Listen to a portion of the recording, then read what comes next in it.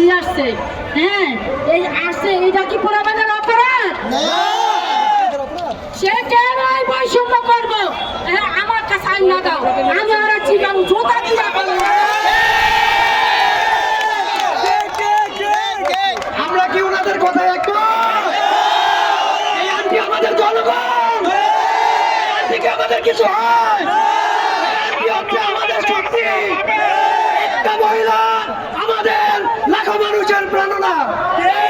ওনার কথা যদি সরকারের কানে না যায়, তার মতো লজ্জার আর কোনো কিছু নাই। তার কারণে তার উপদেষ্টারা, তার কারণে তার সরকার বাহিনী যে অপকর্ম করছে, তার অধিকারগুলো এই আন্টি তুলে ধরতেছে। সে এত বছর গ্রামীণ ব্যাংকের টাকায় জনগণের দিয়ে নিছে, অনেক আমাদের সামনে বড় বাঘ, এটা 2000, আমি কই এটা 98 কথা। একটা মহিলা গ্রামীণ ব্যাংকের থেকে টাকা উঠাইয়া, ওনার বাড়ি ছিল সৈরাতপুর, উনি ওইখান থেকে আইসা বসে এই গ্রামীণ ব্যাংকের অত্যাচারে।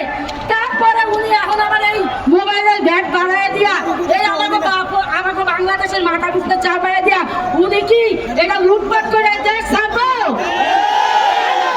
কেন এই ষড়যন্ত্র এটা তৈরি করতেছে, বিভিন্নটা তৈরি করতেছে? আমরা কিন্তু জনগণ ছাড় দিব না। বিদেশের বিবেক, তুমি কোনো বাংলাদেশের কোনো তোমার কাছে দেশ নাই, এটা কিন্তু আমরা কিন্তু জানা ভালাইছি, সবাই সন্তান আছে। তুমি কেন লেখ বন্ধ করবা? তোমার পরিকল্পনা কি এই বাচ্চাকে মারবা? কেন লেখ বন্ধ করছো? এটা পয়সা তুমি দিবা। আর কোনো জায়গায় এই দেশে কোনো বৈষম্য শিকার হবে না। এই সরকারে আসুক, আমরা আমাকে যে ভালো রাখবো, আমরা তার কথাই করবো। কেন তুমি বৈষম্য করবা? কেন এই বাচ্চারা মা বাপ সন্তান তুই আইছে, মা বাপ সাইড আইছে, কোন কোন জায়গা থেকে আইছে, কেন তুমি নোট বন্ধ করবা? নোট বন্ধ করবা তুমি? তার মানে কি আইন শৃঙ্খলা বাহিনী এনে পাঠাইব এইগুলো মানে মা বাপ মারার লেগে আগের মতো? আমি দিব টাকা দিয়া, তোমার কিসের ব্যাগ দিব?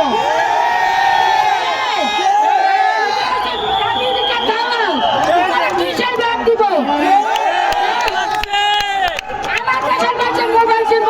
কিসের ব্যাগ দিব? তোমার বড় প্রধান বিদেশে থাকে, আমাকে কেউ বিদেশে থাকে না, আমরা করি। আমরা সাধারণ মানুষ, আমরা ভাত খাই, ভাত গুছাইতে আমাকে কষ্ট হয়, আমাকে বাসা ভাড়া দিয়ে থাকতে কষ্ট হয়। আমরা ব্যবসা করে খাইতেছে, কেন তুমি আমাকে বৈষম্য করবা?